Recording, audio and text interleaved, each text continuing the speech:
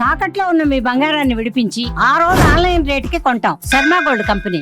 నమస్కారం అండి, సుమన్ టీవీకి స్వాగతం. నేను గీతాంజలి. ఇవాళ మనతో పాటు ఉన్న అతిథి శ్రీ గురు కరుణామయ్య గురువు గారు. వారు శ్రీ విద్యాపీఠం వ్యవస్థాపకులు. అలాగే 45 సంవత్సరాలుగా అమ్మవారి ఉపాసన చేస్తూ ఎంతో మందికి మంత్రోపదేశం చేసిన గురువర్యులు.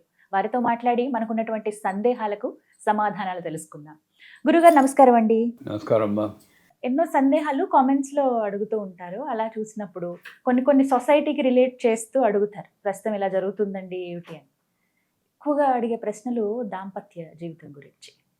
4 గోడల మధ్య ఉండాల్సిన మాటామంతి ఇప్పుడు బయటకు వచ్చేసింది. అందరూ చూస్తుండగా గొడవ పడ్డం కావచ్చు, ఇబ్బందులు పడ్డం, మూడో వ్యక్తి ప్రమేయాలు కానీ ఇవి విపరీతంగా చూస్తున్నాం ఇవాళ రోజుల్లో. ఇంతకుముందు లేవా అంటే ఉన్నాయో లేవో అది బయటకు అంత తెలిసేది కాదు. ఇప్పుడున్న ఈ సోషల్ మీడియా వీటి వల్ల ఫోన్ ఓపెన్ చేస్తే వయసుతో సంబంధం లేకుండా ఇలాంటి ఇష్యూస్ అన్నీ అందరికీ తెలిసిపోతుంది. చిన్నపిల్లల నుంచి పెద్దవాళ్ళ వరకు అందరూ కలిసి కూర్చుని టీవీ కానీ ఒక ఫోన్లో ఏదన్నా విషయం కానీ చూడలేకపోతున్నామండి, అన్నీ ఇలాంటి వార్తలే వస్తున్నాయని చాలా మంది పేరెంట్స్ చెబుతూ ఉంటారు. ఎక్కువగా భార్యాభర్తల ఇష్యూస్ అండి, మూడో వ్యక్తి ప్రమేయాలే అధికంగా ఉంటున్నాయి. వీటికి కారణాలు ఏంటో మాట్లాడదాం, వీటికి పరిహారం కూడా చెప్పండి. అలాంటివి ఏమన్నా వస్తే భార్య కానీ భర్త కానీ వాటి నుంచి ఎలా బయటపడాలి, చక్కగా వారి జీవితాన్ని ఎలా కొనసాగించాలి? నాకు మా ఆర్గనైజేషన్లో చాలా వాట్సాప్ మెసేజ్లు వస్తాయి. రోజుకు ఒక 250-300 మెసేజ్లు వస్తాయి నాకు. అమ్మో. ఒక ఫోన్ మీద అలాంటి 4 ఫోన్లు ఉన్నాయి. సో అందుకే మాకు ఆన్సర్ చేయడానికి కొంచెం లేట్ అవుతుంది, ఓపిక పట్టాలి. అందులో మేమేమి డబ్బులు తీసుకోం, ఈ ప్రశ్నకి ఇంత అలాంటివి ఏమి తీసుకోం. కాకపోతే దాంట్లో వచ్చి 10 ప్రశ్నలు తీసుకుంటే 8 ప్రశ్నలు ఇవే భార్యాభర్తల మధ్య. అందులో పెళ్ళైన 3 నెలలకే. సో నేను ఫస్ట్ అడిగి క్వశ్చన్ జాగ్రత్తగా వినండి. భార్య అయినా భర్త అయినా నాకు ఫోన్ చేసి నా పాత్ర ఎదుటివాళ్ళు సరిగ్గా చూసుకోవట్లేదని చాలా ఇదిగా ఉంది.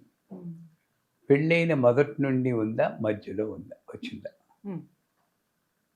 మొదటి నుండి ఉంది అంటే అది వేరే విషయం, ట్రాక్ పక్కకి వెళ్తుంది. మధ్యలో వచ్చింది, ఏ ఇన్సిడెంట్ వల్ల ఇలా అవుతుంది ఒకసారి ఆలోచించుకోండి. అంటే సాధారణంగా భార్యలకి ఉన్నది ఏంటంటే, నా భర్త అమ్మ మాట వింటారు, వాళ్ళ చెల్లి మాట వింటారు, వాళ్ళిద్దరూ మమ్మల్ని విడదీయడానికి చూస్తున్నారు.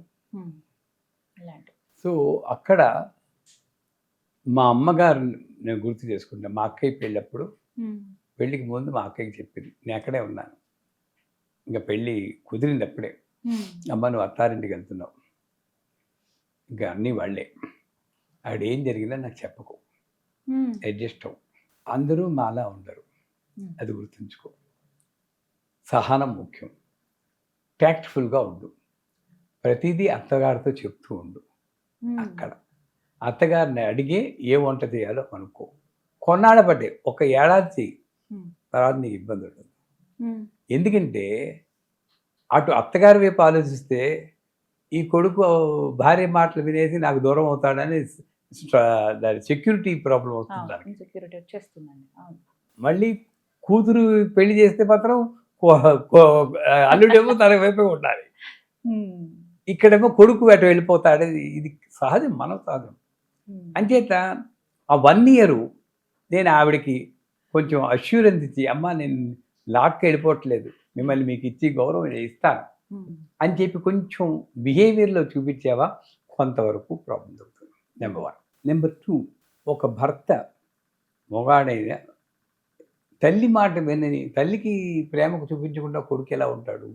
తల్లి మాట విండు, న్యాచురల్. మీ అన్నయ్య కూడా అలాగే తల్లి మాట విండు. వినకపోతేనే నువ్వు మళ్ళీ తల్లి మాట వింటలేదు, పెళ్ళాం మాట వినేస్తున్నాడు, నువ్వు తప్పుపడుతున్నావు. మళ్ళీ ఇక్కడేమో ఇంకోటి తప్పుపడతావు. అక్కడ ఇలా ఆలోచించి కొంతవరకు సహజంగా ఇచ్చిపుచ్చుకోవడాలంటారు, అడ్జస్ట్ అవుతూ ఉంటే అక్కడ అవుతుంది. So marriage is an understanding that there will be difference between 2 entities and try to adjust with the difference, not try to change. కళ్యాణ మంత్రాలు కానీ వివాహ మంత్రాలు అన్నీ కూడా ఇవే చెప్తాయి. అడ్జస్ట్ అవుతాను, ఎలా ఉన్నా సరే. అంటే మీ ఆడవాళ్ళకి కోపం రావచ్చు, అక్కడే స్త్రీ శక్తిని పైకి పెట్టాడమ్మా. అందువల్లనే మట్టెలు తోడడానికి కాళ్ళు పట్టుకుంటాడు పెళ్లి కొడుకు. అక్కడే దాసోహం అన్నాడు, ఆ దాసోహం ఎలా చేసుకోవాలి? నువ్వు నీ క్యారెక్టర్ తోటి నువ్వు చేసుకోవాలి. సో అంచేత వీళ్ళు అడ్జస్ట్ అవ్వాల్సింది. భర్త వైపు చూసుకుంటే అక్కడ కూడా మళ్ళీ నేను మిమ్మల్నే కాదు అటు చెప్తాను. గోత్రం వదులుకుంది, తల్లిదండ్రులు వదులుకుంది, ముక్కు మొహం తెలియని వాడిని నమ్ముకుంది. నేను నమ్ముకుని వచ్చిన దాన్ని నువ్వు రక్షణ ఇవ్వాల్సింది కాదు, ఇదే కదా.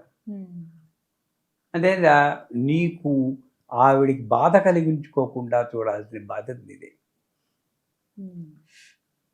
నాకు న్యూజిలాండ్లో ఉన్నప్పుడు మా ఆవిడ ఒక స్వెటర్ కొన్నారు, $80 న్యూజిలాండ్ డాలర్లు, 1995 మాట చెప్తున్నా. మా నాన్నగారిని అమ్మని తీసుకొచ్చాం. ఫస్ట్ టైం వాళ్ళు ఫ్లైట్ ఎక్కి న్యూజిలాండ్ వచ్చారు. మా ఆవిడేమో స్వెటర్ తీసుకెళ్ళిచ్చారు. మా నాన్నగారు చెప్పొద్దు వెళ్ళిపోయారు, కానీ కొంచెం ప్రిన్సిపల్ మనిషి, ఎక్కువ ఖర్చు పెట్టరు, ₹1 అప్పు ఒక్క పైసా అప్పు చేయలేదు, ప్రిన్సిపల్ మనిషి. 6 అంటే 6, 5.59 కూడా ఉన్నాయి. అన్నం తినరు. 6:01 అయితే మా అమ్మని లేట్ అయిపోయింది, వాళ్ళు చపాతీ ఇవ్వలేదంట, మీతో పడలేకపోతున్నాను, విసుగు. బాగుండేది వాళ్ళ ఇది, ఆ తరం అది. సో స్వెటర్ ఇస్తే ఏంటిది స్వెటర్ మావయ్య గారు ఎంత? $80 వేస్ట్ పడేశారు. మా దగ్గర బోర్ నెడుతూ ఇంత కష్టపడి జీతాల్లో దాచుకుని వస్తే నేను మీ నాన్నగారు మావయ్య గారేమో తిట్టారు, ఇలా బోర్ వేయట్లేదు. నేను ఒకటి అన్నాను, ఆయన పండిపోయిన ఆకు, నేను చెప్పలేను, నేను నిన్నేమైనా అంటే నువ్వు బాధపడు, ఆ వయసు వస్తే మనం కూడా అలాగే అవుతాం, చాదస్తం పెరుగుతుంది, అడ్జస్ట్ అయిపో అంతే. ఎందుకు కొంచెం ఊరుకుండా అంటే ఆయనే నీ దగ్గరికి వస్తారు అంటే సర్దుకుంది. మన్నాడు సారీ నేను ఏదో అన్నాను, బాగానే ఉంది, తీసుకున్నారు. ఇలాగ నేర్పరితనంగా ఈ భర్త అన్నవాడు తెలివితేటలుగా నొప్పింపక తానొవ్వక తప్పించు కలిసిపోయి తిరుగువాడు ధన్యుడు సుమతి. తప్పించుకుంటే వాడు అప్పుడు రోగంలో సరిపోయి, ఇప్పుడు కలియుగంలో కలిసిపోయి తిరుగువాడు ధన్యుడు సుమతి. మేనేజ్ చేయాలి. ఆ మేనేజ్ చేయగల క్యారెక్టర్నే భర్త అన్నాడు. సో ఇది ఒకటి. భార్యాభర్తలకి మధ్య ఈ సంబంధాలకు బెడిసికొట్టడానికి కారణం అత్తగారు. ఇటుపక్క తల్లిదండ్రులు కూడా పెళ్లి చేసి పంపించాక సాధారణంగా ఫోన్లు చేసి, అమ్మ బాగానే చూసుకుంటున్నారా, మీ అత్తగారు ఏమైనా ఉంటుందా, నువ్వేం కంగారు పడుకు, ఏమైనా ఉంటే వచ్చి నేను చూసుకుంటాను, నీకేం బయలుదేరు అని వాడు బోల్డ్ మంది అన్న మీరు నమ్మరు. అంటే సగం గొడవలకి కొంతవరకు అత్తగారు ఇటు తల్లిదండ్రులు కూడా కారణమవుతారు. ఈ మూడో మధ్య, అందుకే ఇద్దరికి బ్రహ్మగ్రంథి అని ముడేస్తారు, కొంగుముడి, జ్ఞాపకం ఉందా? దాంట్లో కరక్కాయ పెడతారు, పెట్టి వేసినప్పుడు మంత్రం చెప్తాడు. దాంట్లో ఇన్ఫ్రారెడ్ రేస్లా క్రియేట్ చేస్తారు వీళ్ళిద్దరి మధ్యని. దాన్ని కట్ చేసిన వాడికి బ్రహ్మహత్య పాపం చూపిస్తారు. అంటే అందుకే భార్యాభర్తల మధ్యలో ఏది ఇవ్వకూడదు అంటారు. అంతవరకే మనం చూస్తున్నారు, కానీ వీళ్ళ ఫ్యామిలీ మ్యాటర్స్లో నేను దూరకూడదన్న జ్ఞానం నాకు ఉండట్లేదు. పెద్దవాళ్ళు చెప్తున్నారు, అసలు విషయం అదే, వాళ్ళ మధ్యలో దొరకు, మధ్యలో ఏం మరి నువ్వు దూరుతున్నావు, అసలు ఫ్యామిలీలో దూరుతున్నావు నువ్వు, అది చాలా తప్పది. ఒక బ్రాంచ్ అయిపోయాక, నిన్ననే కాంచీపురం కామాక్షి టెంపుల్లో మాఘపౌర్ణమి నాడు తెలియని ఆవిడ, ఒక అరవావిడ వచ్చి 70 ఏళ్ళు నల్లం పెట్టి అలా ఉండిపోయింది. పౌర్ణమికి లలితా సహస్రం చదువుతాం, చంద్రుడి దగ్గర వెండి గ్లాసులో పాలు పెట్టి కామాక్షి టెంపుల్లో చదువుతాం. ఎంతసేపు 2 నిమిషాలు అవుతుంది, లేవదు. కామాక్షి చదువుతాం, భయం మీద వైపు మీద చేయి పెడితే ఒకసారి భోర్మని ఏడుస్తుంది. నా కొడుకు నాతో మాట్లాడి చేయింది, పెళ్ళి ఇది మాట్లాడటం లేదా, దగ్గర తీసుకుని మీ వయసు ఎంత, 65-70 ఉంటాయి, ఇప్పుడు మీ బాధ్యత ఏంటి, కామాక్షిని తెలుసుకోవాలి, కొడుకు ఒక బ్రాంచ్ సెపరేట్ అయింది, వాడి జీవితం వాడిది, నీ దృష్టి ఇలా ఉండాలని అమ్మ చెప్పడం కోసమే నీ కొడుకుని మాట్లాడని కూడా చేసింది. నీ దృష్టిని కామాక్షి మీద మళ్లించుకో, నీ కొడుకు నీతో మాట్లాడకపోతే నా పేరు వెనక్కి రాజు. దాని మంత్రం ఒక్కర్లేదమ్మా, వైరాగ్యం రావాలి. వానప్రస్థం 60 ఏళ్ళు దాటాక షష్ఠబ్ది పూర్తి అని చేసుకుంటాం. అంటే ఇంకా నాకు ఇంకేం అక్కర్లేదు, వైరాగ్యం రావాలి, విశేష రాగం వైరాగ్యం అంటే విశేష రాగం, ఇది వైరాగ్యం. అమ్మవారి మీద రాగం పెట్టుకోవాలి. ఇదన్నీ వదిలే మెల్లిమెల్లిగా.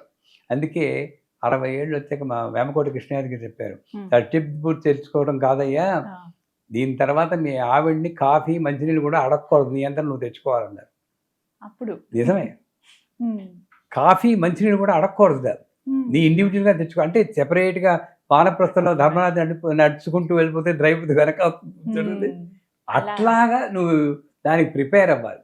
అంచేత ఈ భార్యాభర్తల మధ్య తల్లిదండ్రులు కానీ అత్తమామలు కానీ దూరకుండా ఉండడం ఇదొకటి. తర్వాత ఎక్స్ట్రా మ్యారిటల్ అఫైర్స్ అని వస్తున్నాయి ఇప్పుడు. భర్త ఇంకోటితోటి వాట్సాప్ చేయడము, ఏదో అఫైర్స్ ఉండవు, అది తప్పే. ఒక రకంగా చూస్తే తప్పే. ఒక్కొక్కళ్ళకి ఒక్కొక్కళ్ళతోటి కొంతవరకు ఉంటుంది అంతే.